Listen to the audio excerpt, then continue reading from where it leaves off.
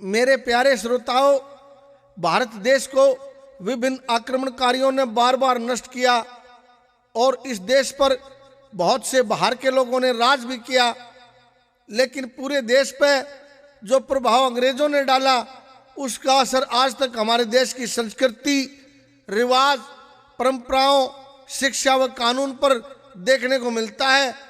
हमारे देश की वीरता व वीर गाथाओं को खासकर अंग्रेजों व मुगल आदि राजाओं ने दबाया। आज ये हाल है कि ना तो हम रामायण की कथा अपने बच्चों को सुनाते हैं और ना ही महाभारत की शौर्य गाथा। ये कुछ ऐसी वीर गाथाएं हैं जिन्हें सुनकर बच्चे स्वयं ही योद्धा बन जाते थे। यहाँ तक कि अगर गर्भवती औरत को इन कथाओं को रोज पढ़कर सुना दिया जावे तो संतान निश्चित ही संस्कारी व निडर पैदा हो। मगर ऐसी संतान का पैदा होना राज के लिए घातक होता है सजनों। इसलिए अंग्रेजों और मुगलों ने हमारे यहाँ से वेद अनुकूल राज को हटा दिया और इस तरह की मर्दानी वीर रस गाथाओं को लुप्त प्राय कर दिया। गुरु गोविंद, बंदा बैरागी, सुभाष चंद्र शेखर, राजगुरु सुखदेव, भगत सिंह, हकीकत राय, झांसी रानी, मैना देवी, अमर सिंह राठौर और भी दोस्तों विभिन्न क्रांतिकारी जिनके सब के नाम तो मैं नहीं गिना पाऊंगा, उन सब के कारनामों को ढक कर रख दिया इन्होंने। एक और वीर गाथा हमारे यहाँ थी जिसे सुनकर मर्दानगी जागृत हो जाती थी और वो थी अल्लाह। दोस्तों, आज अल्लाह के सुनने वाले नहीं रहे और गाने वाले तो हैं ही नहीं। और इसका क्या कारण है कि नई पीढ़ी की समझ में वो आती ही नहीं। लेकिन दोस्तों, अल्लाह से बड़ा वीर रस का काव्य संग्रह कहीं भी आपको नहीं मिलेगा।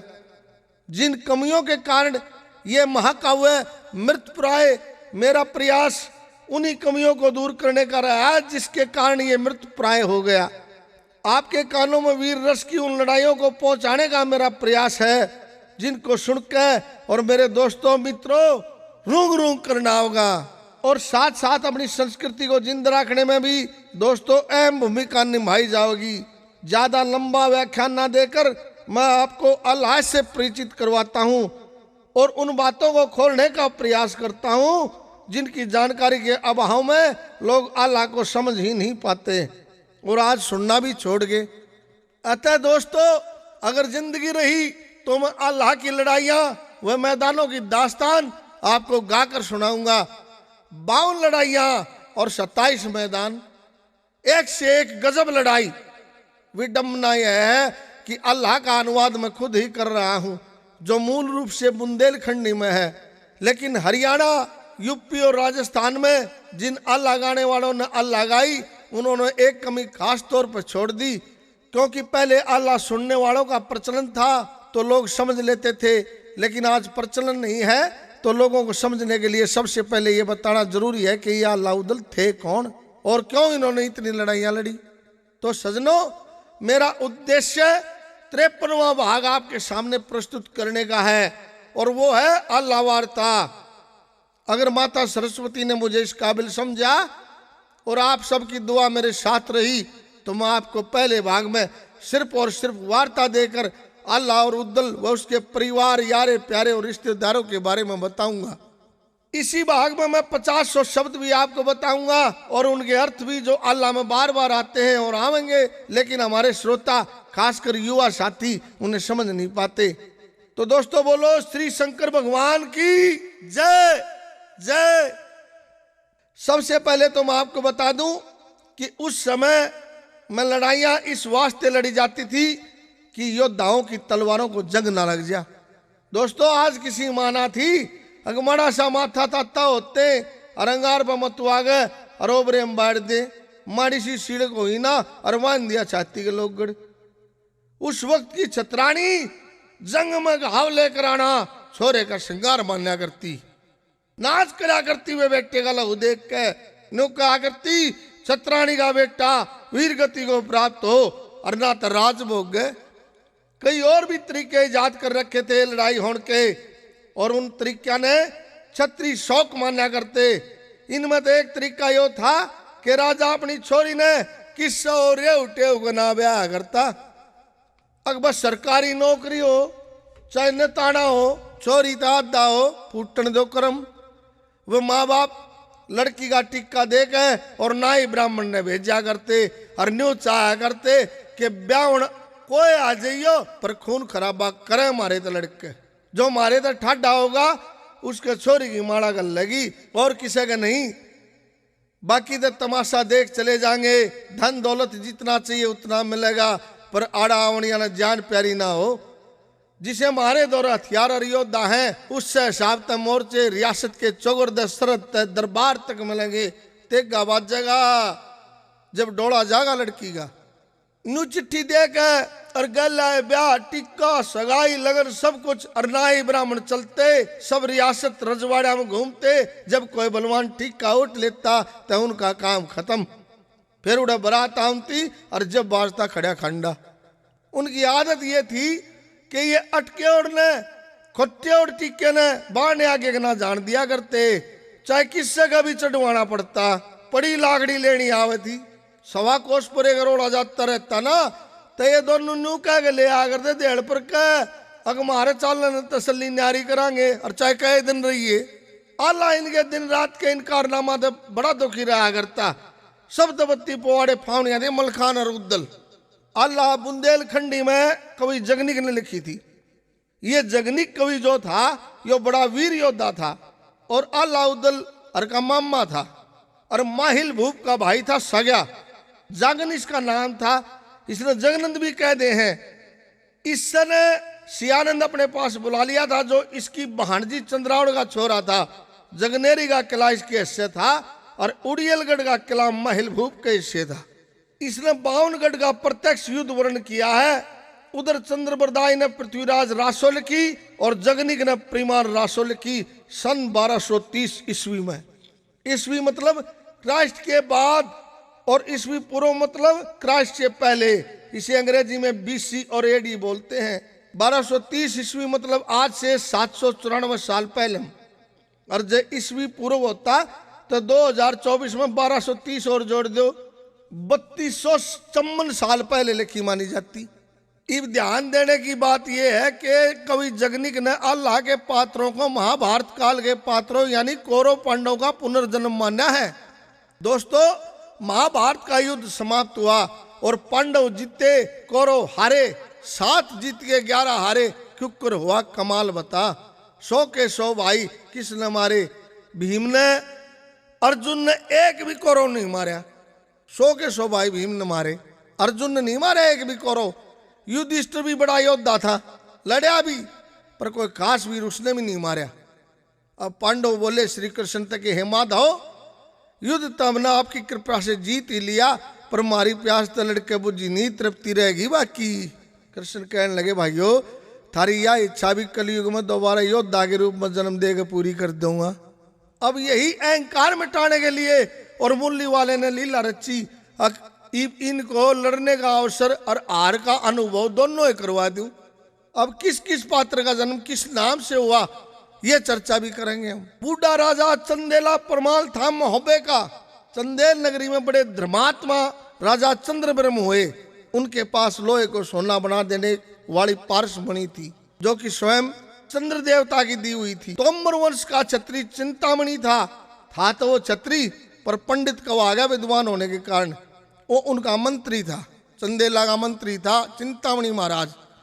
चंद्र ब्रह्म के वंश में सूर्य ब्रह्म हुए जिन्होंने सूरज कुंड बनवाया। इसी वंश में कीर्त ब्रह्म हुए जिन्होंने कीर्त सागर झील बनवाई। इसी कीर्ति ब्रह्म राजा का बेटा हुआ प्रिमाल यानी चंदेला परमाल बोले आ रहे जिसने। राजा प्रिमाल का गुरु था उमरा यानी अमरनाथ। अमरनाथ का गुरु था औगड़नाथ जो कि 12 कुटी के पर्वत पर तपस्या करा करता। दोस्तों ये बातें बार बार आऊंगी अल्लाह में। चंदेला ने युद्ध करने छोड़ दिए थे किसके के गुरु उमरा के कहने पे। उमरा के आदेश पे चंदेला ने अपनी तलवार सागर में धोकर फिर कद्दे भी शस्त्र नहीं उठाने की शपथ ले ली थी। बस जब तय कुछ एक विरोधी राजा सर उठाने लाग गए। ऐसे समय में 2 सेनापति थे उसके जो उसके राज में युद्ध की व्यवस्था ने संभाला करते। चंदेला तो बैठे बैठे राज करया करता था। ये दो सेनापति थे जो सारी फौज का काम बड़ी वफादारी से चलाया करते थे। इन्हें चंदेला बचपन में वन से लाया था। इनका पालन पोषण भी चंदेले की पत्नी मलना ने कराया था। इनका नाम था जस राजा और बछ राजा। ये वन से उठा के लाए गए थे, इसलिए इन्हें बनाफर बोला जाता है। इनका बनाफर गोत्र माना गया। अल्लाह में बार बार बनाफर शब्द आओगा, ये है वह बनाफर। इन्हीं दोनों वीरों की संतान थी अल्लाह और उद्दल। और बाकी अन्य जिनका हम अलग अलग ब्यौरा देंगे, ये किसी राजा की संतान नहीं थे, बल्कि राजा के नौकरों या सेनापति की संतान थे। लेकिन इनका पालन पोषण रहन सहन सब मोहब्बे के महलों में हुआ था। यह भी ध्यान देने योग्य बात है कि मोहब्बा भी राजा परिमाल के कब्जे में नहीं था। पहले राजा परिमाल से पहले मोहब्बे पर माल्यवंत नाम का राजा राज कराया करता। माल्यवंत को वासुदेव भी कहते हैं दोस्तों। उसके दो बेटे थे, एक का नाम माहिल भूप और दूसरे का नाम भूपति। भूपति को जागन भी कहते हैं। इसी जागन ने जगनिक, जो चंदेले की बेटी चंद्रावड़ थी, उसका बेटा जगनिक अपने महलों में रख लिया था, जिन्हें सियानंद भी कहा करे। जागन ने ही परिमाण रासो ग्रंथ रचा था, जिसमें अल्लाह की सारी कथा है। जागन वीर होने के साथ साथ कवि भी था। वासुदेव की 3 बेटी थी, यानी माहिल और जागन की बहन बहुत सुंदर थी मलना। यह मलना बड़ी रुके रोड़े की रूपवती छोरी थी। इसकी सुंदरता का जिक्र रजवाड़ा में चला करता। मलना के चर्चे चंदेले तक भी जा लिए थे। चंदेला परमाल उस वक्त यौन में था, लड़ाका था। मलना की चाहत में उसने मोहब्बे पर अटैक मारा। मोहब्बा जीत के और मलना से ब्याह कर लिया। इम मलना चंदेरी या कालिंजर की रानी बन गई। राजा का सुंदर मलना के प्रति बड़ा आसक्त भाव था। कोई बात उसकी टाड़ा भी नहीं करता राजा। चाहे पानी में आग लगा के बारूद तो बुझाना पड़े, वो तैयार रहा करता। मलना एक दिन कहने लगी, महाराज मन चंदेरी का महल होता नहीं, मन तो मोहब्बा पसंद है। वे हाट, वे बाजार, वे चहल पहल रोन गोन, वे लारे जारे, बाग बगीचे, तालाब आवड़ी, महल हवेली, चमक दमक, ओलर चोलर, आब हवा चमन, वो गली हंसी फलक समाओ मकाम की, वो गुलाम है हंसी की बू, वो चैन सकूं अजीजों का लुत्फ। हे महाराजा अड़े कोने मन उल्टी मोहब्बत ले चल, नबली मन ले चल यारा ठंडी ठंडी नहर के किनारे। इब जीत कब आ रहा नौका आगरे का गेती बारिश पचेता पाड़ा, साहूकार बट्टे और कंगाल साड़ा के दो की करा क्या लागत आ दे दिया हुक्म। वह बेचारे लड़े भी पर पार नहीं पड़ी। माहिल खून के आंसू रोया। माहिल बहुत रोया, बहुत दर्द होया उसके। भैया मरण, बॉम्ब छुटन, पुत्र बिछोआ, अरबिया इनार मरण का बहुत बड़ा दुख हो से दोस्तों। मोहब्बे का किला खाली करवा लिया माहिल से। माहिल का डांडी बढ़ गई, बक्कड़ बढ़ गया, बक्कड़ एड्डी की जड़ चोटी गई। पर करे के पारस तो मुल्तान जा लिए थे भाई। अपने भाई जागन तो बोला भाई रे भंड हो गया। दोस्तों यहाँ से चंदेले की नींव गड्डी थी मोहब्बे में। अपने दोनों साड़े और ससुरे वासुदेव को उरी के किले में भेज दिया, जिसने उड़ियलगढ़ भी कहा करे। अरे तमाइल के दिल में आग बन गई, क्रोध बन गया, कसम खा ली अगर नाश करवाऊंगा इस वंश का। अपने भाई जागन तो बोला रे भाई भंड हो गया। दोस्तों यहाँ से चंदेले की नींव गड्डी थी मोहब्बे में। अपने दोनों साड़े और ससुरे वासुदेव को उरी के किले में भेज दिया, जिन्हें उड़ियलगढ़ भी कहा करे। आड़े तमाइल के दिल में आग बन गई, क्रोध बन गया, कसम खा ली अगर नाश करवाऊंगा इस वंश का, जैसे शकुनी ने कहा था। अल्ले फिर माइल तय उड़ियलगढ़ में बस गया और अपना छोटा भाई जागन जगनेरी के किले में भेज दिया। आड़े तमाइल इस खानदान की चुगली करने लग गया। नाश कराउन की नीत तय निष्ठा, कपटता, घाघपण, दुष्टता, कुटिलता, पाप, ईर्ष्या, क्रोध, आवेश, द्वेष, रंजिश, घृणा, नफरत, बैर, विरोध, जलन, दर्द, कटुता और चिड़ इतनी बढ़ गई कि जहर के माफिक। माहिल का बाप वासुदेव मरा बीमार हो गए तो अपने दोनों बेटे माहिल और भूपति चंदेले के सुप्रीत करके और बूढ़े चंदेले तय उनकी रक्षा का वचन ले लिया। माहिल ने भी ये वचन चंदेले से ले लिया कि मेरी चुगली करने की आदत से, इसलिए मेरे को माफी देते रहना, मारना मत। मेरे तो नहीं डटा जा चुगली करे बिना, मैं इस आदत से लाचार हूं। चंदेले ने वचन दे दिया, वो भी संभाला रक्षा का। बस फिर क्या था, यो एक कारण है कि माहिल ने बार बार नाश करवाना चाहा, पर मोहब्बे वाले उसने बख्शते रहे, क्योंकि चंदेल ने रक्षा करने का वचन दे रहे। क्या था उसका, बहुत बार चुगली खाई, सारी लड़ाइयां माहिल ने चुगली खाई। दोस्तों, अब अलाउद्दीन के जन्म की दास्तान क्या है ये बताते हैं। जब गुरु के आदेश से चंदेले परिमाल ने युद्ध करना छोड़ दिया, तो भी उसका बिगाड़निया कोई कुछ ना था। उसके दो सेनापति थे, जसराजा और बचराजा। उनके जन्म की भी अलग कहानी है, लेकिन यह घनी जरूरी नहीं है और लंबी भी है, बोर हो जाओगे। इन दोनों वीरों के पराक्रम से ही मोहब्बे की पूर्ण रक्षा होया करती। सजनों, यहाँ की बातें यहाँ पर छोड़ो, किस्से में मोड़ कैसे आता है कि एक बार गढ़ मांडो में राजकुमार कड़िया सिंह, बलवान वीर योद्धा, कहाँ के गंगा गढ़ पर स्नान करने गया, और गढ़ पर सारे राजाओं के तंबू लग गया करते थे।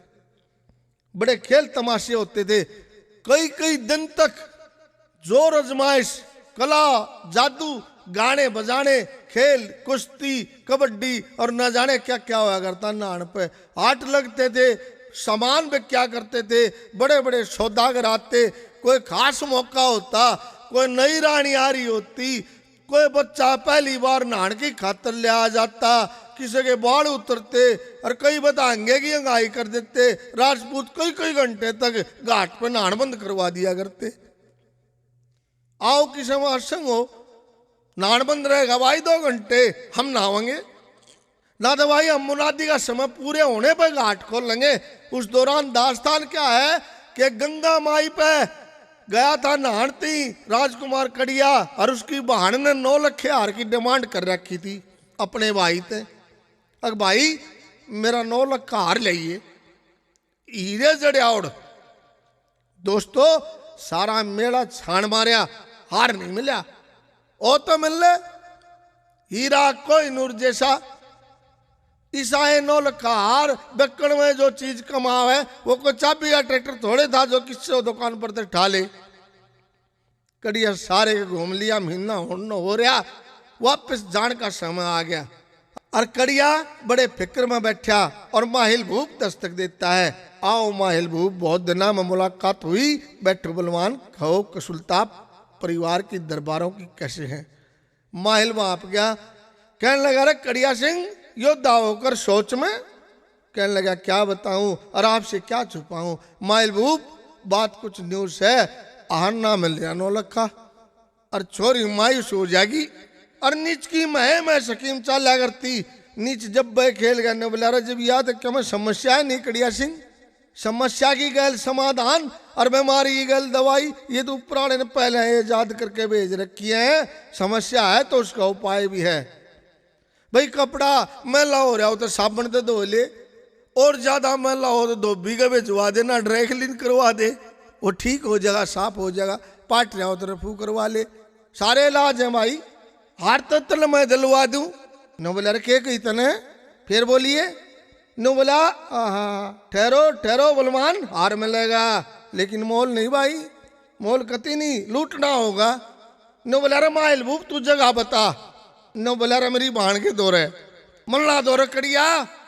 नो बोला, रे असली। नो बोला, भाई और मैं कहता नकली बताऊं सु यार, इतनी देर तक मैं कह रहा, अक मैं तने गुठे दस्तक करूं, वो तो चावे था ना क्योंकि बड़ा बक्कड़। अले कड़िया भी तावड़ा बह गया और गंगा पर तो सीधा मोहब्बे में पहुंच गया।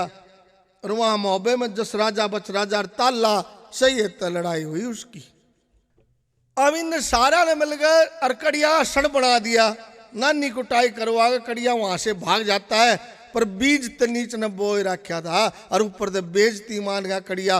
दोहरी उम्मीद बन गई माहिल की, अगर नाश की नीम धरी जा दाड़े तो धरी जा, बस फिर के था दुश्मन मौका देखता है। दोस्तों, कुछ दिन बाद ताला सैयद किसी काम से काशी गया हुआ था, नीच ने फिर जाके चुगली खाई और ने बोला, रे कड़िया सिंह, मौका है बनवा ले, तेरी दोनों बिगड़ी सुधर जाएंगी। आज लोगों दुश्मन मारे मौका दे गए, घड़ी मुहूर्त चोखा दे गए, होने का संजोग बढ़िया विधि पाजी ने बताई दी थी। रात ने सुते पावेंगे, सुत्या न मुसड़ दे मकोड़ा कैसी डेरी हो जाएगी। वहां से करी कड़िया ने तैयारी और लड़ाई लड़ी, रात ने सोते दबोच लिए, दोनों ले गया। वह सेना हार गई लाखा पात्र घोड़ी पपैया पश्चात हाथी 9 लाख हार बहुत से आभूषण सोना चांदी हीरे मोती ले गया कड़िया अपने साथ। जस राजा और बच राजा दोनों ने ले गया। उनको ले जाकर बहुत से कष्ट दिए, मारना ना चाहो था, पर माहिल ने बोला ये जीव तेरे तो फिर सिर ठाओगे तो इनका सिर कलम करवा गए और बड़प लटकवा दे, तेरा चर्चा अमर हो जाएगा कड़िया, और कांटा का कांटा लगड़ जाएगा। बस कड़िया ने यह कर दी। दोस्तों ये खबर फैली तो राजा चंदेले ने बड़ा दुख होया, टूट गया बूढ़ा। वे दोनों सेनापतियों के परिवार उनको अपने महलों में ले आया। उस टाइम अल्लाह बहुत छोटा बालक था। बाकी मलखान और उदयराज दोनों पेट में थे, वो बाद में पैदा हुए। इन सब का पालन पोषण मलना रानी ने महलों में करवाया। और जस राजा बच राजा आड़ी बात कती दबा ली। इन तनों कहा करते थारे बाप जो है वो बीमार होगा मर गए थे भाई। इन तो सारी बात बताई कौन है। अल्लाह का जन्म अल्लाह भूप किसका था? जस राजा ही दस राजा था। वनवासी होने के कारण इनका गोत बना पर था। इनका विवाह भी राजा चंदेले ने करवा दिया था राजपूत लड़कियों के साथ। दस राजा का विवाह देव कुंवरी से हुआ था। इसको ही देवला माता के नाम से जाना जाता है। ये 3 बूढ़िया थी मोहब्बे महला में। देवला तिलकार मलना, तिलका मलखान की माँ थी जो मलखान की गैल सरसे में चली गई थी। इसीलिए जंग में कई बार अल्लाह भूप को देवला का कहा जाता है। देवला की प्रथम संतान होने पर चंदेले परमाल ने पंडित बुलवाया और बच्चे के बारे में पूछा। पंडितों ने बताया कि लड़का सिंह लगन में जन्मया है। यह शेर के समान निर्भवीर होगा, वीरता और धर्म पालन में सबसे उत्तम होगा। भवानी माता की भक्ति में इसका कोई शानी नहीं होगा। इसके सिर पर शारदा खेल लगी। इसकी नाम है फतेह होगी। जिस चीज पर यो मना ही करेगा उड़े इसकी जीत होगी। इसलिए इसका नाम अल्लाह रख दो। दोस्तों अल्लाह का ब्याह नैनागढ़ के राजा नेपाल सिंह की पुत्री सुलक्षणा से हुआ। इसी को मछला या मछलांती बोला जाया करता है। यह जादू में पुरकार थी। कई वैष्णा अल्लाह मलखान की जात बचाई है। अल्लाह ने नेको युद्ध करे, कभी हार का मुंह नहीं देखा। अल्लाह ने नेकी की, कभी बदी में नीत नहीं धरी। अल्लाह का खांडा पूजा करता। भवानी का अनन्य भगत था वो। अल्लाह मृत्यु को प्राप्त नहीं होया। मध्य प्रदेश में मेहर माता के मंदिर में आज भी अल्लाह पूजा करने को आता है। अल्लाह को धर्मराज युधिष्ठिर का अवतार माना जाया करता है। गोरखनाथ, हनुमान, राजा कृप, राजा बलि, अल्लाह अश्वत्थामा महाराज भी भीषणीय कभी मृत्यु को प्राप्त नहीं हुए। इनकी मृत्यु का प्रमाण नहीं है। उदलवीर देवकुंवरी या देवला की दूसरी संतान हुई थी उदल। इसके जन्म से पहले इसके बाप को चाचा को कड़िया उठा के ले गया था। इसलिए इसकी माता ने इसे अशुभ मान लिया। इसे पालने के लिए देवकुंवरी दासी को दे दिया। दासी ने इसे रानी मलना को दे दिया। और अल्लाह को पहले ही मलना पाल रही थी, इसलिए दोनों भाइयों को रानी मलना ने पाला। उदल की ताकत का कोई ठिकाना नहीं था। उदयराज बोला करते इसने मिसल चीज थी भी का अवतार माना गया है उदयराज को। ब्रह्मा रानी मलना के गर्भ से खुद राजा चंदेले का भी एक पुत्र प्राप्त होया। चंदेले का सगा बेटा, इसका नाम ब्रह्मा रखा गया। इसके बारे में पंडितों ने बताया कि इसके भाग्य में स्त्री पक्ष नहीं है। स्त्री के कारण तो इसके प्राण जाएंगे। दोस्तों ब्रह्मानंद अर्जुन का अवतार था। पृथ्वीराज चौहान दिल्ली का एक छत्रराज संभाला करता, किसी के बस का नहीं था। उसे भी अल्लाह उदल ने दबाया। पृथ्वीराज को शिक्षा मिली थी अश्वत्थामा से। पृथ्वीराज चौहान की बेटी बेला का टीका ब्रह्मा को चढ़वा दिया इनने। दिल्ली में बहुत घने योद्धा पृथ्वीराज के दरबार में बैठा करते। पृथ्वीराज खुद मंडलिक था। 8 धवल थे, जिसमें एक धांधु भी धवल था। 16 सूरमा थे। चौहान के दरबार में 100 शहजादे थे। दिल्ली में ठाडे छतरी रखा करता चौहान। यहाँ तक कि मोहब्बे वालों का भाई धांधु भी उड़े नौकरी कराया करता। सारे योद्धा मिलकर भी ब्रह्मा को नहीं हरा सके। लेकिन माहिल नीच ने अर्धचंद्राकार वाण की याद चौहान को दिलवा दी। यही तीर कारण बना ब्रह्मा की मृत्यु का। इस प्रकार भाई पृथ्वीराज और ब्रह्मा दोनों की तृप्ति होगी, क्योंकि चौहान खुद दुर्योधन का अवतार था। दोनों के पिछले जन्म की युद्ध पिपासा भी शांत होगी। लाखन राठौर लाखन कन्नौज के राजा जयचंद के भाई रत्तीभान का बेटा था। रत्तीभान कोई माड़ा वीर नहीं था। बुरी अतनी पर चढ़ के चला करता, लाखन लाख लाख का सामान होता था, लाख की अंबारी, लाख का छत्र, लाख की पोशाक, लाख के आभूषण, सुंदर इतना छोरी भी शर्मावे।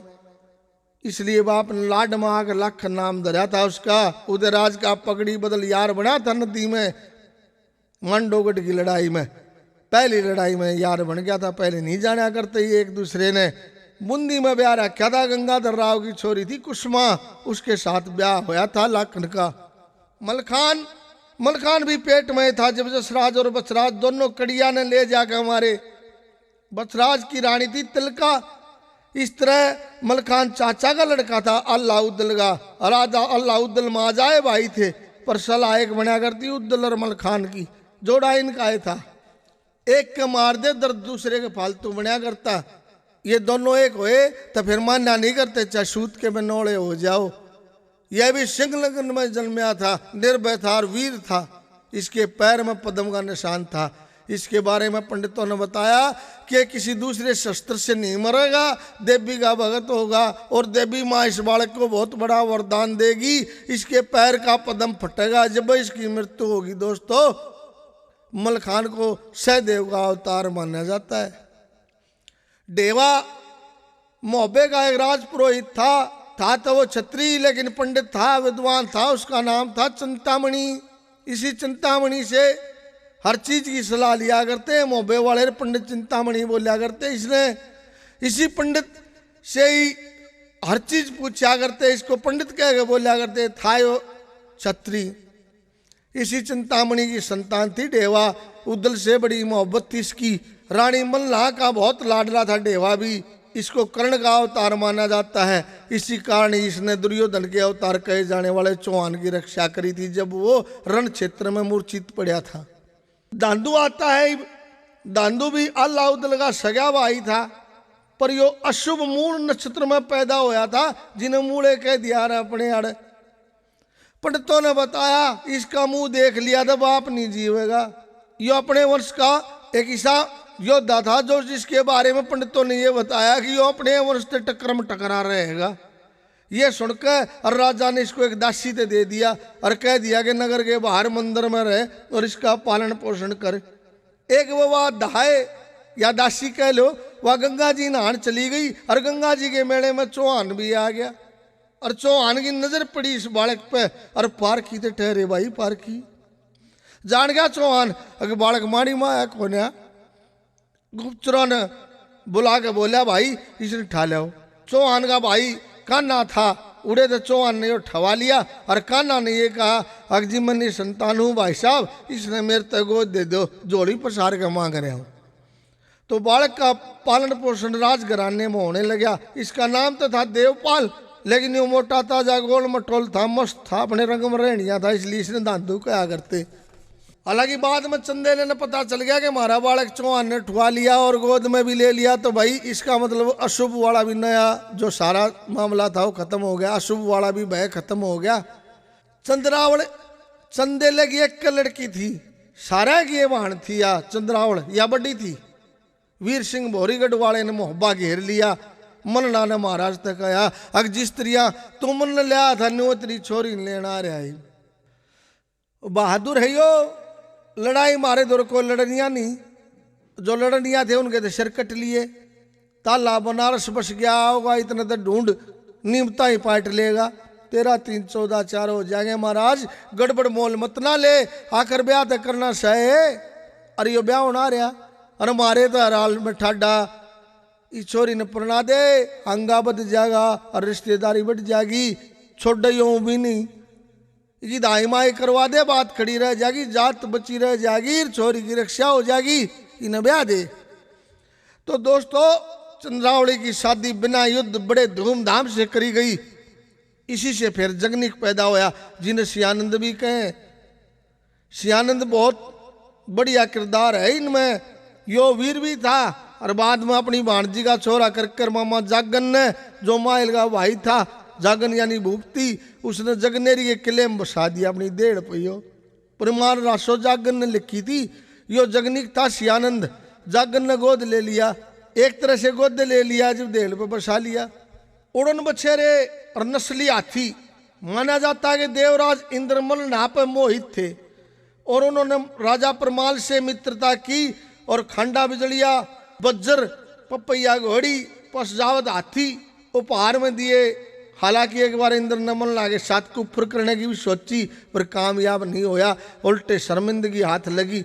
लेकिन जब इंद्र चंदेला परमाल से मिलने के लिए आया करते तो इंद्र का श्यामकर्ण घोड़ा था और परमाल की चित्रंगी घोड़ी थी। इनके संयोग से 5 बड़ी राशि के घोड़े पैदा हुए। मनला ने ये सब घोड़े बांटे, बाद में अलग अलग बालका था। कैसे बांटे? घोड़ा कर लिया था जो वो अल्लाह को दिया, बाद में इंद्र को मिल गया। मलखान को घोड़ी कबूतरी मिली, हरनागर ब्रह्मा को मिला, मनूर था ढेवा को मिला, रसबेंद्र उदल को मिला। एक और साधारण घोड़ी थी इनकी जिसके साथ संजोग होने से 2 हरिंजन घोड़ी पैदा हुई। उनमें से एक सुल्तान को और एक ब्रह्मा के छोटे भाई रंजित को दी गई दोनों। ये सभी उड़न बछेरे थे, हवा में उड़ते थे और टाप से मुख से युद्ध में दुश्मन को मारते थे। सब वीरों के ओहदे बता देता हूं दोस्तों। बार बार अल्लाह में बोले जाते हैं कि सूर कौन होता है, मंडली कौन होता है, ये भी बता देता हूं दोस्तों। इन वीरों की हुंकार से धरा कांपती थी पर आपस में कटके मर गए। न्यू ये देश गुलाम होया।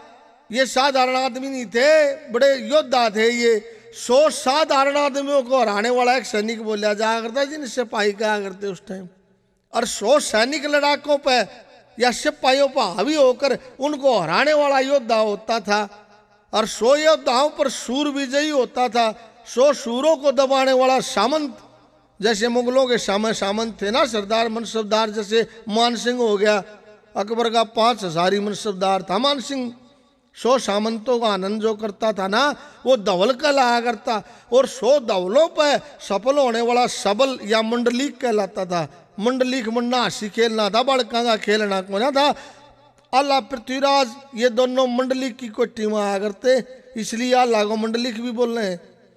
महावीर, मलखान, उद्दल, ढेवा, लाखन, ब्रह्मा, धांधु, चोंडा, बख्शी, बुगली, कीर्त, मल, पार्थ, ये सब धवल थे। चौहान के दरबार में 8 धवल और 16 सूरमा थे। उन्होंने दिल्ली में ना बैठा था। उस समय रैंक के साथ रैंक बैठता था दोस्तों। सूर के साथ सूर, धवल के साथ धवल, ये रण खेतों के नियम कायदे थे। इनमें ताकत इतनी थी कि योद्धा में 5, सूर में 10, सामंत में 20, धवल में 40 और सबल में 80 हाथियों का बल होया करता। दोस्तों अब कुछ शब्द हैं जो बार बार अल्लाह में आवेंगे और जो अपने आदमियों की समझ में कम आवे हैं, उनको समझाने के बाद मेरे हिसाब से अल्लाह समझने को बड़ी बात नहीं होगी और हमारी संस्कृति को भी हटके जिंदा रखने में योगदान मिलेगा। पहले तो ये बता देता हूँ कि अल्लाह जो था वो धर्म युधिष्ठिर का अवतार था, उद्दल भीम का था, ब्रह्मा अर्जुन का था, पृथ्वीराज चौहान दुर्योधन का था, धांधु दुशासन का था, इंद्र अभिमन्यु का था, लाखन नकुल का अवतार था, मलखान सहदेव का था, चोंडा द्रोणाचार्य का था, बेला द्रौपदी की थी और ढेवा कर्ण का अवतार था। एक शब्द आता सावज, फौज को कहते थे भारी फौज, जैसे गार्ड कहते हैं ना, उसको सावज बोला करते। किसी के पास 16 सावज थी, किसी के पास 12 सावज। कहा नहीं करे यार छोरी छुट्टियाँ बड़कन गढ़ा लेगा जब बड़ी सावज ले जा। सावज बहुत 12 फौज उसको कहा करते थे। नेजा, ये पूरी फौज, टोटल फौज की गिनती, जिसे 1.25 लाख नेजा, 1.5 लाख नेजा, 7 लाख नेजा, 5 लाख नेजा, तादाद पूरी की पूरी गिनती इसने नेजा कहा करते, नफरी। और जा हथियार किसे किसे हुआ करते, भाले थे, नाग दमन के भाले चाल्या करते, बल्लम थी, बर्छी थी, सांग यानी पत्थर की भारी भरकम जैसे सांगे चल रही नथियागढ़ की, कोत्ता खानी कटार चाल्या करती, कोटा बूंदी की तलवार चाल्या करती, लंबी सनक आगरे वाली तोपें, अलग अलग नाम की तोप थी, कुआ खोदनी, गर्भ गिरानी, बिजली लपकनी। ओहदा जो होता था, ओहदा काट दिया, छत्र काट दिया। हाथी की अंबारी होती थी ना, उसको ओहदा बोलते थे। छत्र ओहदे के ऊपर एक छाता सा होता था, उसने छत्र का आया करते। और घोड़े की अलग अलग नस्ल हैं इसमें, उनके श्रृंगार हैं जीन, सुनहरी, काठी, लगाम। हाथी भी अनेक नाम वाले थे, 1-1 दंता, 2-2 दंता, मैन कुंज, धोलियागिरी, मल्यागिरी, बोरागिरी, बूरा, सब्जा, अंगद गज, मुड़िया, मुकमा, पश्चावद की चोट ने तो पश्चावद उठा करता था। पश्चावद हाथी ले गया था कड़िया शकीन का, बाद में लाए फिर ये घेर के उसने। घोड़े इस तरह के होते थे, हरियल होता था, मुस्की घोड़ा, शाह घोड़ा, सफेद घोड़ा, तुर्की, अरबी, कच्छी, मच्छी, समुद्री, लखा, कर्रा और कमेता, शामकर्ण और दरियाई ऊंट, मारवाड़ी, मेवाड़ी, करहल के, बीकानेर के, जयपुर के, उदयपुर के, बाड़मेर के, जैसलमेर के ऊंट होया करते। तो दोस्तों अब आगे के सारे भाग साहेबानों को गा के सुनाए जाएंगे। पहली लड़ाई मंडोगढ़ की, इंतजार करें जवान कैसेट भाई कृष्ण जवान स्टूडियो। आगे अगले गाने वाले भाग का इंतजार करें जिसमें गा के सुनाया जाएगा मंडोगढ़ की पहली लड़ाई। धन्यवाद।